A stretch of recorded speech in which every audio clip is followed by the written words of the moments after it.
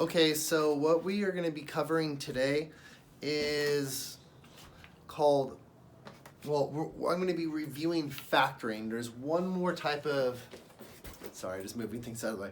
There's one more type of factoring that I'm going to be reviewing with you guys. And then for the next couple weeks, we're going to be covering something called rational expressions. Rational expressions are polynomials, and you have to remember how to factor. Now, since this is a STEM class, I know most of you guys remember how to factor. I'm going to go over a couple things real quick. The very first one is factoring trinomials when your a equals 1. So, for example, on the notes that you should have in front of you, it says x squared plus 4x minus 32. This is really simple. When you're factoring these, you should remember from IM1. This is two numbers. This is your B and this is your C. So in Mathinese, you need to find the product of C to give you negative 32, the sum of B to give you 4. In English, you have to find two numbers that multiply together to get negative 32, and when those same two numbers add, they get 4. So this would be x plus 8, x minus 4. 8 minus 4 is 4. 8 times negative 4 is negative 32. Okay, and then I give you a couple more examples. Go ahead and pause the video right now and see if you can do these two examples that I give you.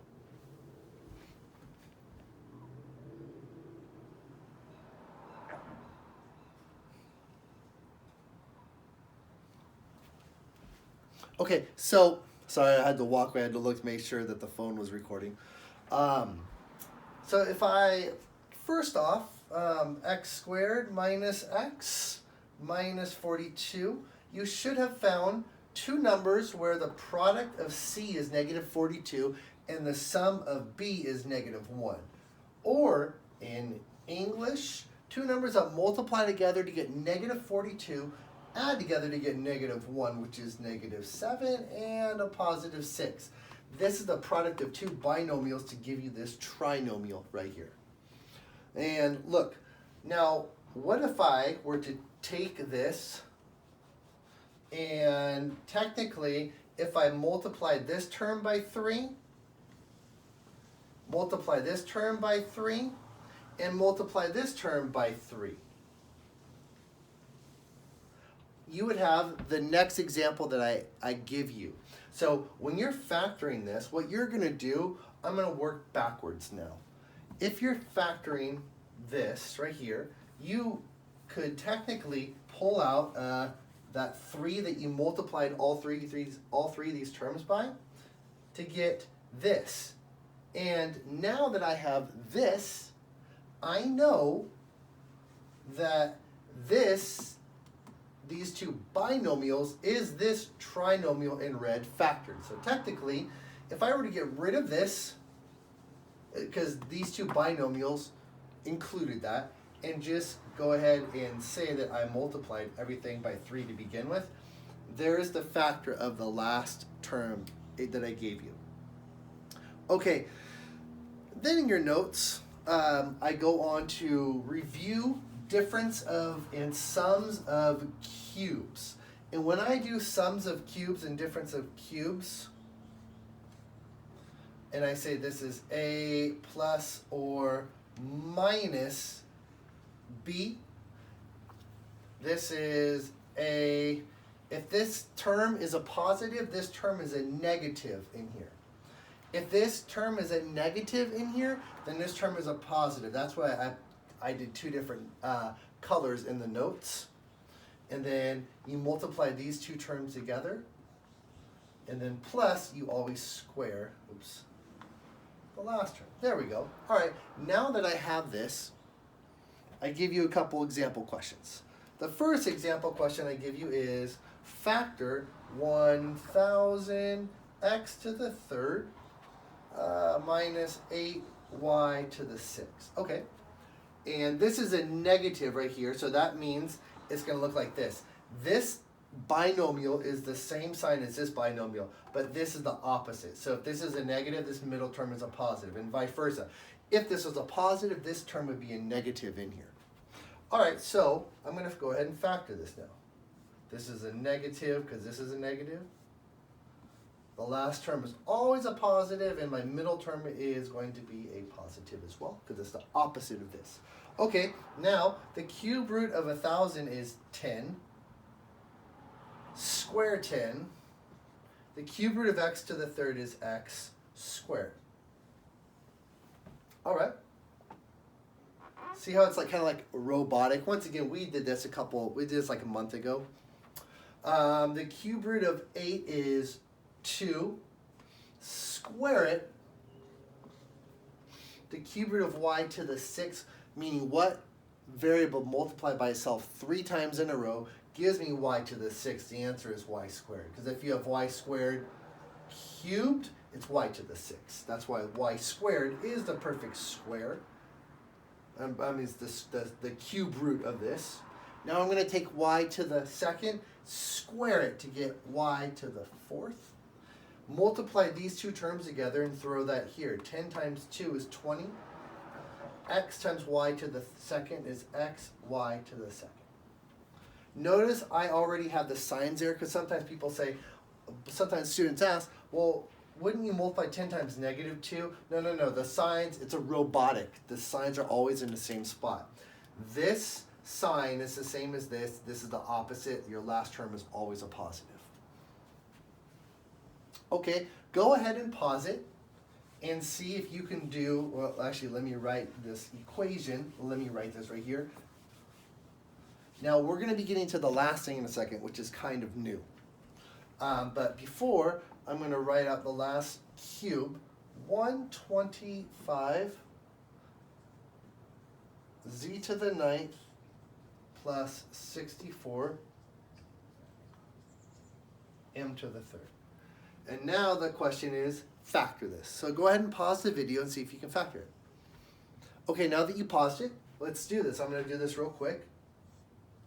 I'm going to write the signs. This is a plus, this is a plus. My middle term is the opposite, and my last term is always a positive.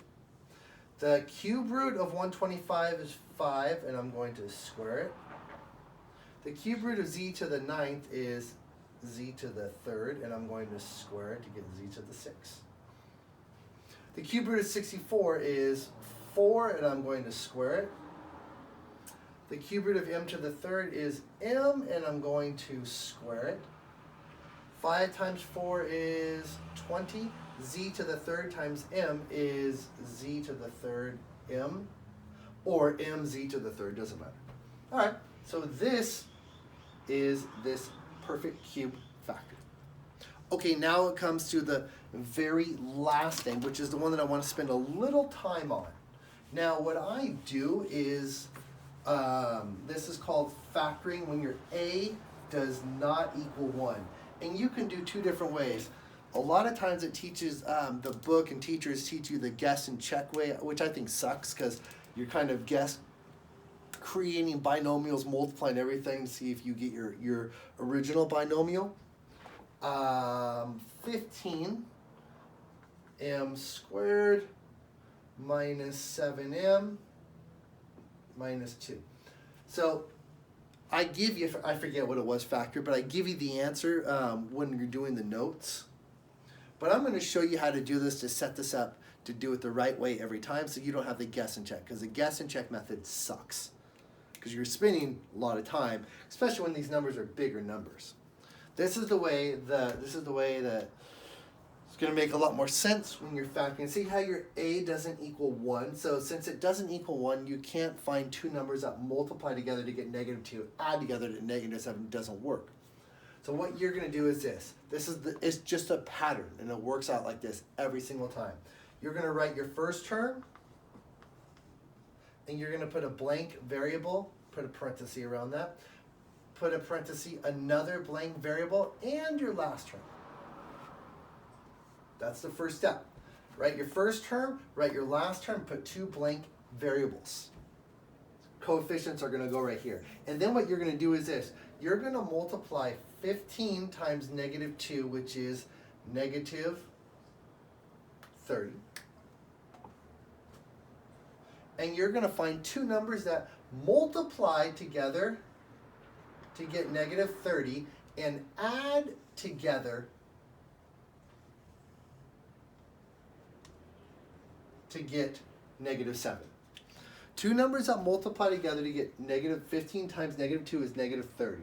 And those same two numbers have to add together to get negative 7.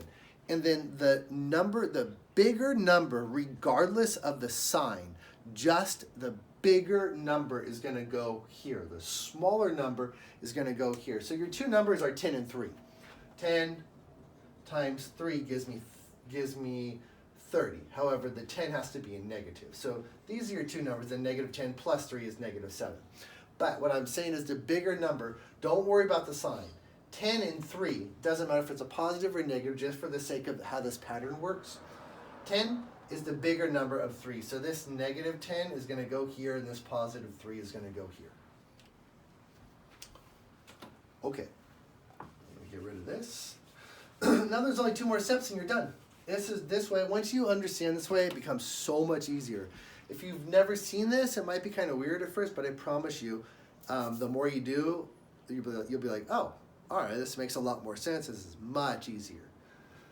Why are we factoring when your a doesn't equal 1? Because you're going to be factoring for the next 2 or 3 weeks with rational expressions, and then multiplying these together, adding them, solving. You're going to be doing all kinds of things with rational expressions. They get kind of in depth too.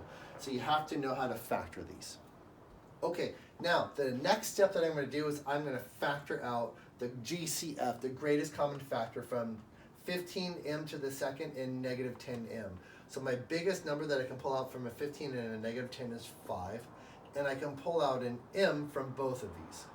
And then if I pull out a 5m from this, or 5m times what gives me 15m to the second?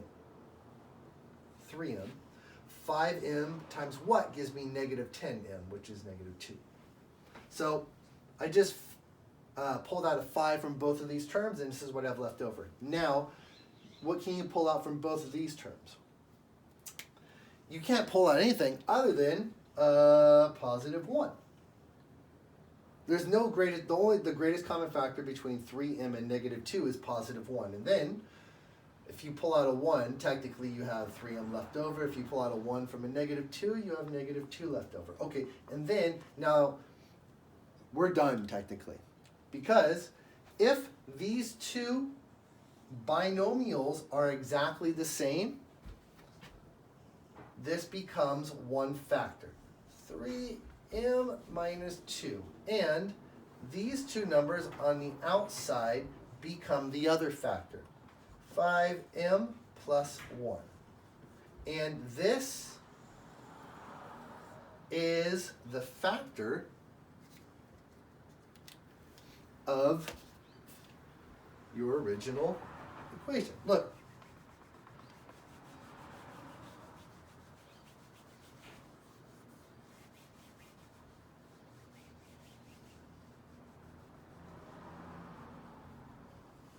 Sorry. 5m times 3m is 15m to the second. 5m times negative 2 is negative 10m. 1 times 3m is positive 3m. Combining these terms gives me that 7m. 1 times negative 2 is negative 2.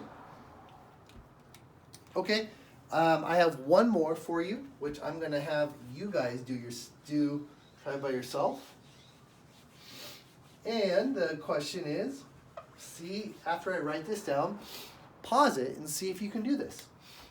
Can you factor, which you can, and I give you the answer. See if you can get the answer. On the notes, I give you the answer. 4x to the second plus 23x minus 6. See if you can factor that. Pause it and see if you can factor it. Okay, now that you paused it and hopefully you had a chance, I'm going to do this a little quicker. Oh, on the notes, I forgot to put that this is 4x squared, by the way. I just put it on this as 4x, but it technically, hopefully you understand it's a 4x squared. All right, so I'm going to write 4x squared, and then a blank x, another blank x, and then my last term, negative 6.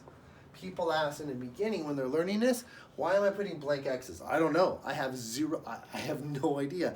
I just know that by this pattern, you'll always be able to factor this if there is two integer binomials that give you this. I don't know why it comes out as blank X and blank X as the first step. It's just that's part of the process of factoring it. Okay, next thing, 4 times -6 is -24. They have to I have to find two numbers that multiply together to get -24, and those same two numbers have to add together to get +23. My bigger number goes here, regardless of the sign. So the two numbers are +24 times a -1. 24 times -1 is -24. 24 minus 1 is 23. 24 is my bigger number, so I'm going to put that here, and a -1 goes right here. Okay, now the next step is you have to factor out the GCF, the greatest common factor between the numbers and the variables. Anyways, I can pull it out of 4x from both of these, giving me x plus 6. Okay, now the next thing is that my greatest common factor for this, I can pull out 1 from both of these. But just to give you a hint, or give you a little heads up, whenever this term is a negative, for the sake of getting it correct, well, let me go back. Let's say I can factor out a +1 here. Then I would have negative x minus 6. And look, see how they're not the same? Almost the same. So if I factored out technically a -1, that would make this turn into a positive, and this would turn into a positive, because -1 times x is -1x. -1 times +6 is -6. Now, do you see how these are the same? So, just to let you know, whenever you have a negative in front of this term right here, always factor out that negative. Okay, now watch this. These two are the same, so this becomes a factor, x plus 6, and these two become your other factor. 4x minus 1 times x plus 6. That's your factor of, and if I were to get rid of all this mess, and that's a good thing about this recorded lesson, you can go back and rewind it to see if I went a little fast on that, go back and rewind it and go a little slower. Just pause it and make sure you understand every step that I did. Anyways, 4x times x is 4x squared. 4x times 6 is 24x. -1 times x is -x. 24 minus 1 is +23x. -1 times 6 is -6. There we go.